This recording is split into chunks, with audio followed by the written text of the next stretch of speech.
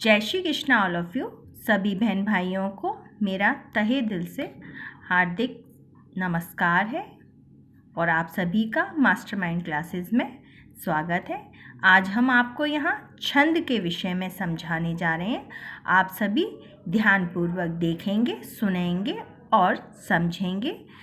आप चाहें तो ये लिखित रूप से भी आपके सामने है, आप इसका नोट्स बना के भी इन्हें बाद में भी देख सकते हैं, समझ सकते हैं। आइए चलिए अब हम करते हैं चर्चा किसकी, छंद की। छंद की चर्चा ऋग्वेद में की गई थी। आपको पता है हमारे कितने वेद हैं? हमारे 4 वेद हैं, जिसमें हमारा ऋग्वेद आता है। तो छंद की चर्चा किस में की गई थी? ऋग्वेद में की गई थी। छंद जो धातु है वो चद धातु से बना है। कहते हैं कुछ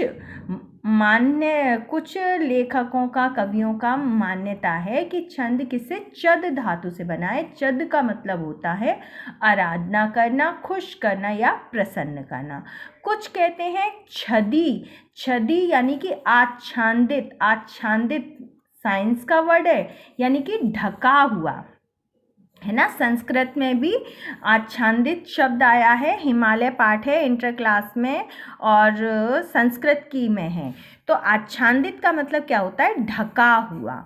तो यानी कि जो कविता को पूर्ण रूप से ढक ले उसको छंद कहते हैं। इसकी व्याकरण में जो चर्चा सबसे पहले की गई थी, इसको लेकर आने वाले थे वो थे सूर्यकांत त्रिपाठी जी। याद रखिएगा, सूर्यकांत त्रिपाठी जी निराला जो थे, ये ही छंद को लेकर व्याकरण में आए थे। अब हम छंद की परिभाषा को समझेंगे। तो निश्चित चरण, वर्ण, मात्रा, गति, यति, तुक, यण, नियोजित पद रचना को छंद कहते हैं। अब जैसे कि गद्य की कसौटी क्या है? गद्य की कसौटी होती है, ऐसे ही कविता की कसौटी है। अब कविता की कसौटी क्या होती है? छंद कविता की कसौटी होती है।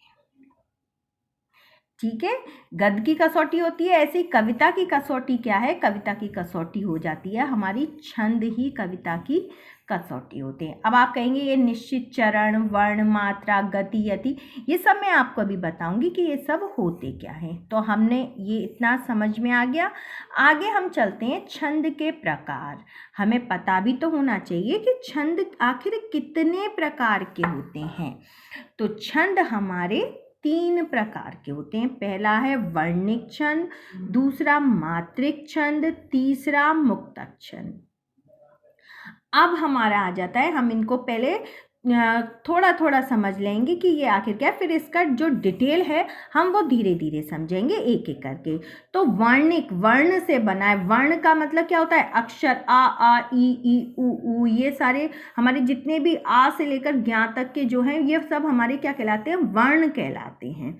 तो वर्णिक से मतलब क्या हो गया? वर्ण, यानी कि जहाँ पर वर्ण संख्याओं का, वर्ण का मतलब वर्ण संख्या क्रम बराबर होता है, वो वर्ण होते हैं, यानी कि यहाँ पे वर्ण देखे जाते हैं। और मात्रिक का मतलब मात्राएं, तो यहाँ पे मात्राएं देखी जाती हैं। और मुक्तक का मतलब क्या होता है? मुक्त होना, किसी चीज से स्वतंत्र होना, किसी चीज के अधीन ना होना। तो ये मुक्तक छंद हो गए। हमने इन तीनों का थोड़ा थोड़ा समझ लिया। अब हम आगे चलते हैं। वर्णिक छंद अब क्या है? अब हम इसको डिटेल समझ लेते हैं। जिन छंदों की रचना वर्णों की गणना के आधार पर की जाती है। वर्ण की गणना होती है, संख्या जो होती है वो किसकी होती है? संख्या क्रम बराबर होता है वर्णिक में।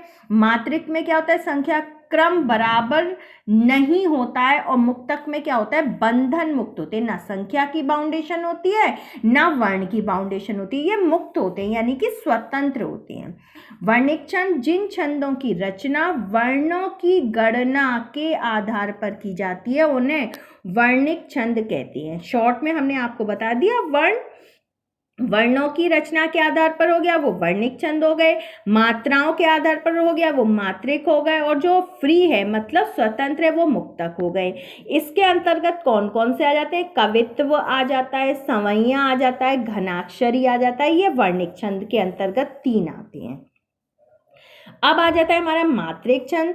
तो तो जिन छंदों की रचना मात्रा की गणना के आधार पर निश्चित की जाती है उन्हें मात्रिक छंद कहते हैं। जैसे दोहा है, चौपाई है, सोठा है, रोला है।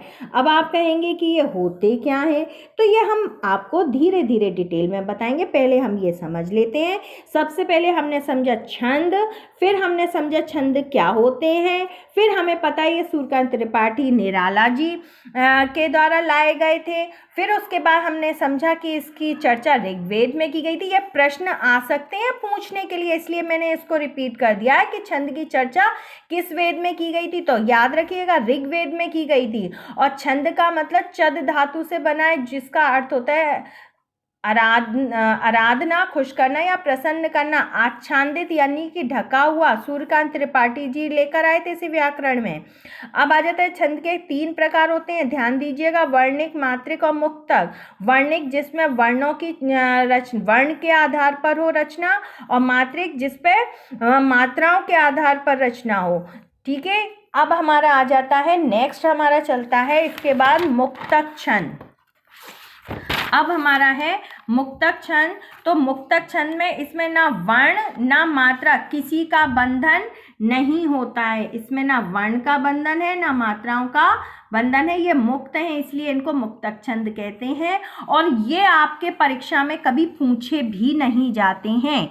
तो आप तीसरे वाले छंद से बिल्कुल दूर रहिए। तीसरे वाले छंद की ओर ज़्यादा ध्यान मत दीजिए। बस अगर प्रश्न पूछेगा तो ये पूछेगा कि छंद कितने प्रकार के होते हैं। तो बस इतना याद रखिएगा कि छंद 3 प्रकार के होते हैं। नाम दे रहे तो आपको पता होना चाहिए कि नाम कौन कौन से हैं, वर्णिक, मात्रिक और मुक्तक। बस इससे ज़्यादा इसका कोई भी इतना प्रयोग नहीं है, क्योंकि ये कम पूछे जाते हैं। ज़्यादातर जो मोस्टली पूछे जाते हैं वो मात्रिक छंद पूछे जाते हैं। अब है छंद के तत्व। अब छंद के तत्व क्या होते हैं, तो देखो वर्ण है, मात्रा है, चरण है, गति है, यति है, तुक है, पद या चरण है, संख्या और क्रम है, गण या चिन्ह है। यति का मतलब होता है विराम। अब आ जाता है वर्ण। वर्ण क्या होते हैं, हम अब पहले लेके चलते हैं कि वर्ण क्या होते हैं। तो छंद शास्त्र में केवल स्वरों को ही वर्ण माना जाता है।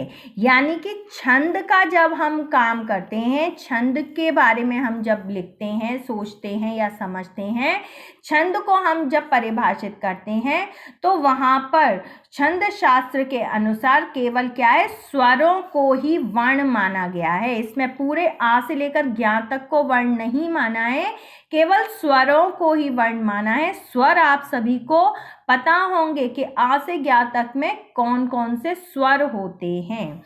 अब वर्ण 2 प्रकार के होते हैं, पहला लघु और दूसरा गुरु। भाई स्वर कितने होते हैं, एक छोटा स्वर होता है, एक बड़ा होता है। जैसे अ और आ, तो अ क्या है हमारा छोटा स्वर है और आ हमारा बड़ा स्वर है। ई और ई, तो ई हमारा छोटा स्वर है और ई हमारा बड़ा स्वर है, यानी कि गुरु है।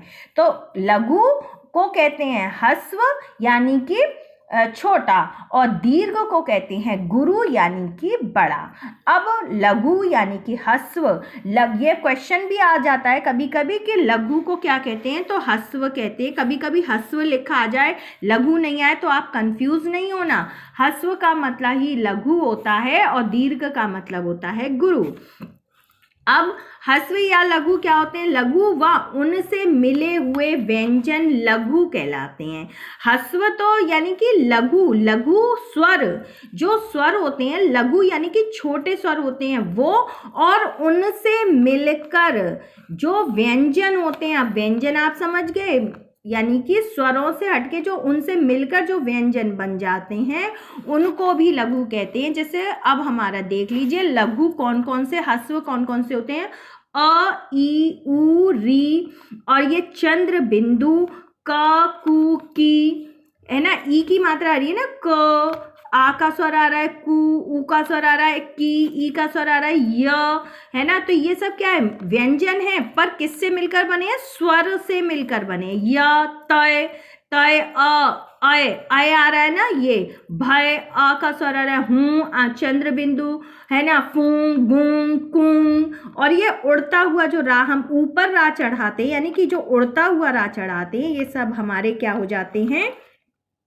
ये सब हमारे लघु यानी कि ह्रस्व कहलाते हैं। अब हमारा आ जाता है कि दीर्घ क्या होते हैं। तो दीर्घ स्वर और उनसे मिले हुए व्यंजन को गुरु कहते हैं। अब गुरु कौन कौन से होते हैं? आ, ई, उ, ए, ओ, अंग और अंगा। अब इसके बाद का, की, कु, यानी कि यहाँ पे देखो छोटी ई की मात्रा लगी थी, लघु वाले में छोटी ई की मात्रा लग रही थी और यहाँ पे सब में बड़ी ई की मात्रा, का, की, कु, के, कौ, कंग, कंगा, ये क्या है? बड़ी बड़ी जो मात्राएं लग रही हैं, है ना। अंग, यहाँ पे चंद्र बिंदु नहीं है, यहाँ पे अंग और यहाँ पे अंगा यानी कि बड़ा वाला अणा खाली जो हम लिखते हैं वो वाला आ रहा है। तो ये सब क्या है ना, ये सारी क्या है, ये हमारे दीर्घ में आ जाते हैं। कहने का मतलब ये, जिन पर छोटी मात्रा हो या छोटे स्वर हो वो तो लघु हो जाएंगे, और जिन पर बड़ी मात्रा हो और बड़े स्वर हो वो हो जाएंगे दीर्घ। अब जैसे देखो, और नेक्स्ट पॉइंट क्या है? विसर्ग, यानी कि दो बिंदियां जब लगी होती हैं उनको कहते हैं विसर्ग। जब किसी शब्द में बीच में दो बिंदियां लगी हों उसे कहते हैं विसर्ग। तो विसर्ग युक्त वर्ण भी गुरु माना जाता है, ध्यान दीजिएगा। जैसे उदाहरण है दुख, तो दुख में दूह, दूह के आगे दो बिंदियां अंक की, बड़ी अंक की ये वाली बिंदियां हैं। अंगा यानी कि बड़ी अंक की जो बिंदियां लगी हैं वो दा के आगे लगी हैं। तो इस दूह को क्या पढ़ेंगे? इसको गुरु वर्ण मान लेते हैं। संयुक्ताक्षर से, यानी कि संयुक्त अक्षर जैसे भय, तय, ये सारे क्या हैं? ये दो अक्षरों से मिलकर बनने वाले जो शब्द होते हैं उनको संयुक्ताक्षर कहते हैं। से पहले का वर्ण दीर्घ माना जाता है। इस बात को ध्यान दीजिएगा कि संयुक्ताक्षर से पहले का वर्ण दीर्घ माना जाता है।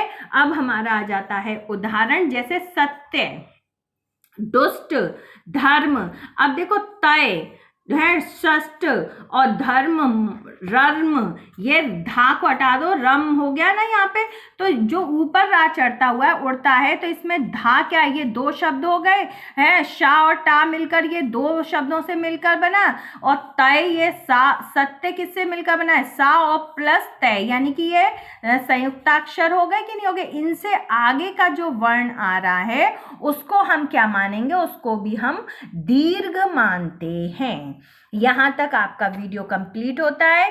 इसके बारे में अब हम नेक्स्ट आपको वीडियो में बताएंगे, इससे आगे वाले। अब इससे पहले आप एक चीज़ नोट कर लीजिए कि यहाँ पे हमने अभी आपको वर्ण का पूरा समझा दें कि जो एक विशेष बातें ध्यान देने योग्य वो ये है, परंतु जब संयुक्ताक्षर के पूर्व लघु वर्ण के उच्चारण में अधिक बल नहीं पड़ता, यानी कि किसी भी शब्द को ये बोलने में और लघु उच्चारण में जब संयुक्ताक्षर हो, जैसे सत्य है ना, संयुक्ताक्षर है, तो उसको बोलने पूर्व में अगर लघु वर्ण हो, छोटा हो, मतलब लघु का मतलब आप सभी को पता है छोटा हो, तो उसके उच्चारण में यदि बल नहीं पड़ता और समय नहीं लगता तब उसे लघु ही माना जाता है।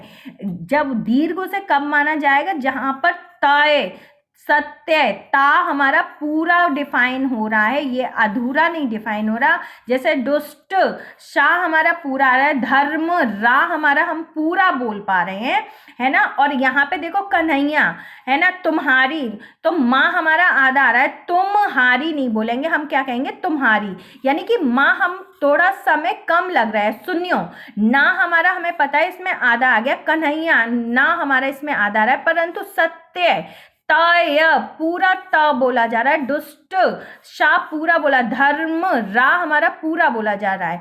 कहने का मतलब ये, जब हम मिले जुले संयुक्त अक्षर में पूरा बोल पाए, पूरे शब्दों का वर्णन आ जाए, तो वहां तो हो जाएगा दीर्घ। और जब कम वर्णन हो पाए उसका, जैसे तुम्हारी माँ हमारा शॉर्ट में आ गया, सुनियो ना हमारा आधा आ रहा है, हमें दिख रहा है, तो ये सारे हमारे किस में आ जाएंगे? ये सारे हमारे लघु में आ जाते हैं। अब इसके बाद मात्रा, चरण, वर्णन का हम आगे के वीडियो में आपको कराएंगे, पूरा समझाएंगे। तब तक के लिए जय हिंद, जय भारत।